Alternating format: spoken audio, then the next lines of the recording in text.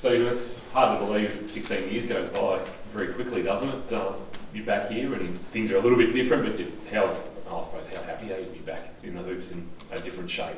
Yeah, really thrilled to be back. Obviously a big move to come down back from the Gold Coast, but family get in today, which is great. So lots changed facilities wise. I mean, it's an amazing setup the club have got here, and the boys are really lucky to have such great facilities, but a lot of familiar faces as well. So I'm just thrilled to get back to work at a really good organisation with some great people, and I'm just really humbled to be back and have that opportunity. How did it come about that you find yourself back at Geelong Park? Oh, look, it was pretty late in the piece. I got a text message from Andrew Mackie just saying congratulations, doing a great job when I was interim coach at Gold Coast, and that was pretty much a seed, but nothing had really gone ahead until probably late in the piece. It was, would you be interested in coming back? And I don't know, I think just the opportunity, just probably that drive of coaching my own team as well. I thought this might be an opportunity to come down, learn under Chris as well, and some really good people. And I really admired what the club's done for the last 15 or 16 years to do what they've done continually. And I just thought it'd be a really good spot for me to land, both personally but also professionally. How leads to the next obvious question is that you've got ambitions to be a senior coach in your own right? Yeah, down the track. I mean, I'm not in any rush. I think for me it's been a journey.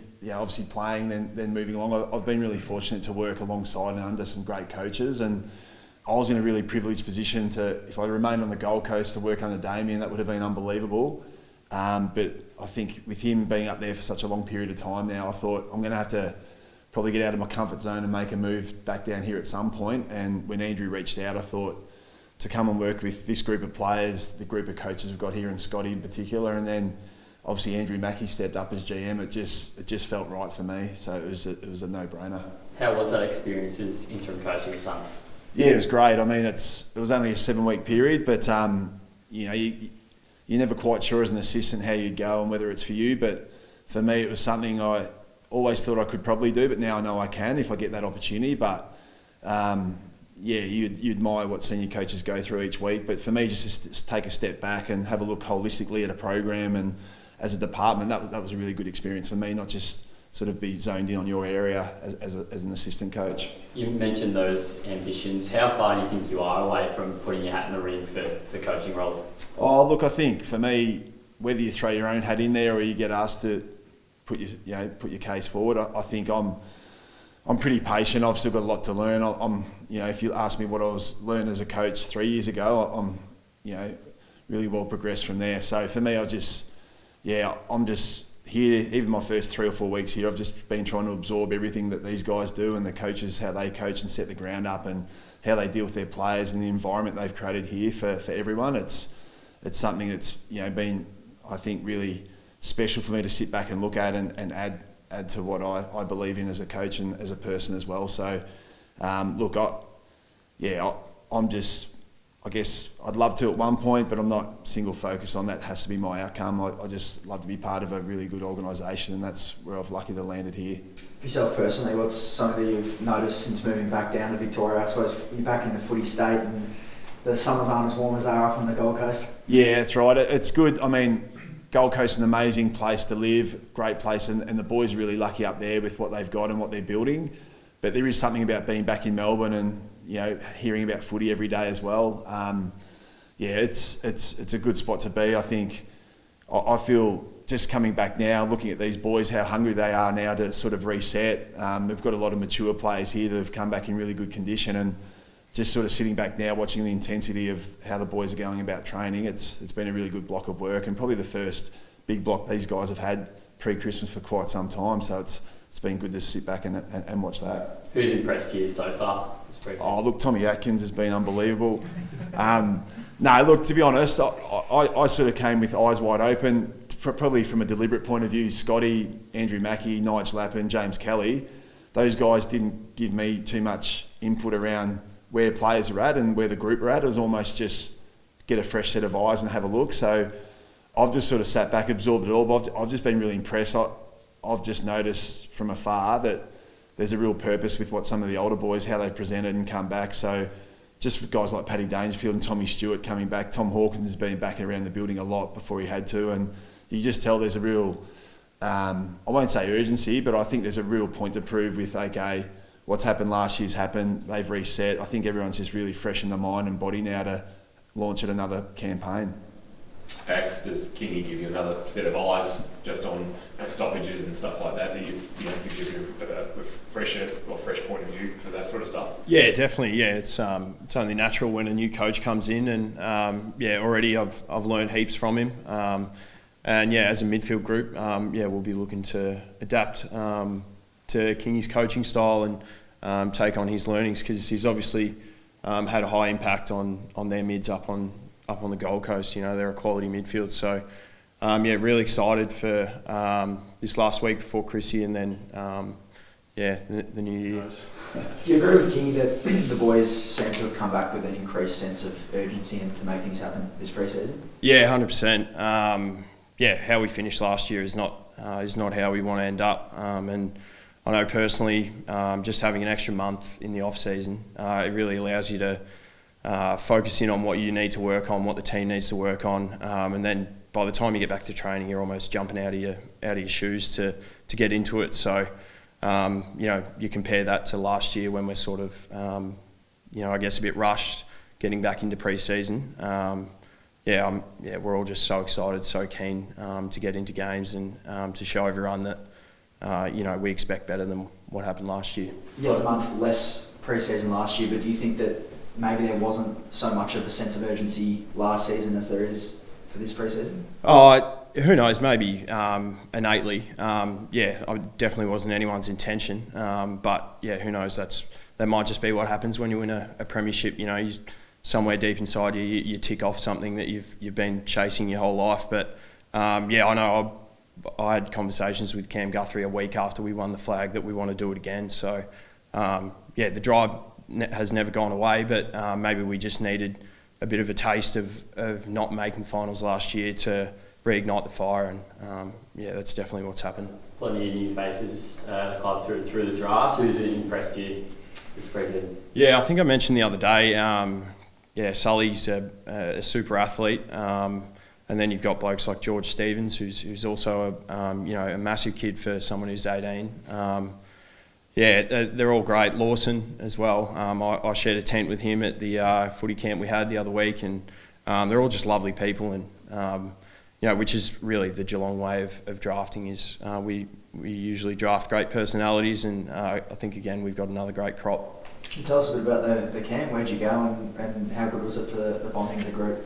Yeah, it's awesome. It's crucial, I reckon. We did a kayak and bike ride, a bit of a race. It was like an amazing race type setup down in Anglesey, and that's good. Get a bit of competitive juices flowing, and get a workout in. And then we were off to a farm for a camp out and a bit of a feed and a quiz. So it's awesome. Already, like I said, I shared a tent with Lawson, who I probably said 5 words to before then, but now I feel like I know him intimately. So. It's just things like that happens. Who was best on and worst on in the amazing race? I'm going to throw him under the bus. Max Holmes and Ollie Henry. They were meant to go around a buoy, but they got halfway and turned around, but then they didn't realise. But we had the drone flying up above them, so I'll be looking forward to reviewing that footage. But they ended up with a did not finish. So. Personal note, footy-wise, actually always found a way to improve your game every year since you got onto the list. Is there a focus area for you for 2024 where you think you can go further into your footy? Yeah, there's multiple areas. Probably I think I mentioned it the other day, just my attacking patterns and trying to get the ball a bit more. I think when we lost a couple of our key players in the midfield last year, that was sort of a bit of a hole. Hopefully I can keep going to another level with that, and then obviously just my fitness and repeat work, so I can get to more contests and have more of an impact more often. It's always the narrative around Geelong that it's an older list, and could they be sort of ageing a bit more, and that really came to the fore when you missed finals last year. Do you think that that's a factor at all, an extra year into the legs of these guys, or not at all? No, not at all. No.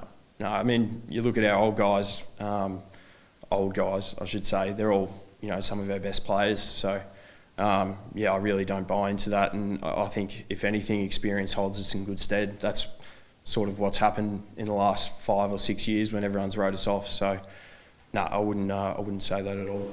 Everyone's talking about breakout contenders this time of year. Who do you expect to be that breakout contender for the Cats next year? Yeah, I guess it's hard to say early on, but I'd always just look at someone like Max Holmes and his running ability, and he's just going to be another year older this year. I had to remind myself last year how young some of these guys are. Like Tanner's 21, Max is 21. It's just insane how far ahead in their careers they are for such a young age. So, looking forward to those guys developing. Steve, who are you looking forward to working with that you've admired from afar, player-wise? Obviously, some great names on the list, but who you sort of got getting to know that you didn't know? Yeah, I think plenty I didn't know. I think I've only met a couple. Hawke was here when I finished a long time ago. I've met Mitch Duncan quite a few times, and even Paddy Dangerfield told me the story when he trained at Geelong as an OIS kid. I think I broke his nose in a tackling drill when I was at the club. So it's full circle. With my son did the father-son academy during the week, and he was amazing with him. So it's funny how things develop and change. But I think on Axe's point, I'm just really keen. Like if Cam Guthrie and Jack Henry and all these boys can come back fit and fresh, and as they presented now, even me looking at the list now, it's just exciting to work with such an experienced group. And I think I say that in terms of the game, the way it's played now, with momentum shifts in games, I feel like we've got a really strong advantage with so much maturity and experience games-wise at this club, that players that can play multiple positions and probably just get things done on the field rather than waiting for a runner to go out, or sometimes a runner can't go out. So I think we saw that with Collingwood this year with the most experienced group in the AFL, how they were able to win tight games. And I feel like when Geelong's got a full complement of players available, that's the advantage we have as well. So I think for me, I've admired a lot of these players. I think to single out one or two, but coaching against a lot, how things can happen. Like Jeremy Cameron can do things freakishly, and I've coached against him for a long time. I'm looking forward to him being on my team now going forward. Same as Hawke and Paddy and these guys. So it's just an exciting place to be for me. Have you formed a relationship with Reece Stanley, the fact that he's a premiership winning ruckman in the number one? Yeah, and look, I was at St Kilda when Reece started there, so we've gone full circle again now. So, Reece is obviously now married with 3 kids, running a farm, playing footy, we're in number one at Geelong. So it's funny how the footy world works and how you cross paths with people again. So he was one of the familiar faces as well, which I'm lucky enough to be back working with Reece, so it's good. When comparing Gold Coast and Geelong, you couldn't really get two more polar opposites in the AFL landscape, with a club that's never played finals and a club that's pretty much always there. Yeah. What have you noticed about, I guess, the club cultures or the coaching groups that's sort of a more distinct difference? Oh, look, I don't think, in terms of playing groups, cultures, coaching groups, I think footy clubs are footy clubs. What's probably made me realise again now is coming back to a unique club like Geelong. It's regional. It's just about to finish its own 40,000 seat stadium. It's looking to get 90,000 members before Christmas. And I think for me, you sort of forget that when you're playing and you step back. Now you come again, you go, this is a massive club. It's got great history. And for me, it's probably more how unique Geelong is as a footy club and as an organisation, what it means to its community. And that's probably the big thing for me, is Gold Coast is a fresh market trying to make its way and convert people to following AFL. Here we're in the heartland, and we're the second oldest footy club in Australia, and there's some great history here. And I think you times that with the facilities and what we've done here and how the boys have performed for the last 16 years, I think it's a pretty special place. Tom, the AFL announced some MRO match review changes last night. Have you had a chance to view them, and if so, what are your thoughts? No, mate, I'm pretty disconnected on all that stuff. Haven't seen any. They've done and for seniors, they've changed the Maynard rule now, which is if you jump and bump like Maynard did, you've run the risk of getting rubbed out. What are your immediate thoughts on that? Well, I think we all know now in the game there's a duty of care, whether it's bumping, tackling, taking the ground, and I think they've just probably added in with the smother now as well. So I think it's probably the way we coach as well, around even when the way we run training is just look after each other. And I think you have to have that duty of care. As much as you want to compete, we don't want to hurt other players, especially ourselves at training, but also in the opposition. You don't want to miss games of footy. So that's just something that's, I think, will continue to evolve. One of the rules implemented was that they're going to come down a bit harder on players tackling if you sort of drive them into the ground. I mean, you obviously rack up 5 or 6 tackles a game. Did you sort of find that it hard in the modern game to be that defensive player with all these sort of rules floating around? Yeah, that's probably been around for most of my career now. I think I got a dangerous tackle in the VFL in maybe my 3rd year. So it's just been something that we've all had to adapt to, and I think there's sometimes it's unavoidable, but for the most part, it's pretty you are capable of not driving the other opposition player into the ground. So we've just got to move with the rules and do as best as we can.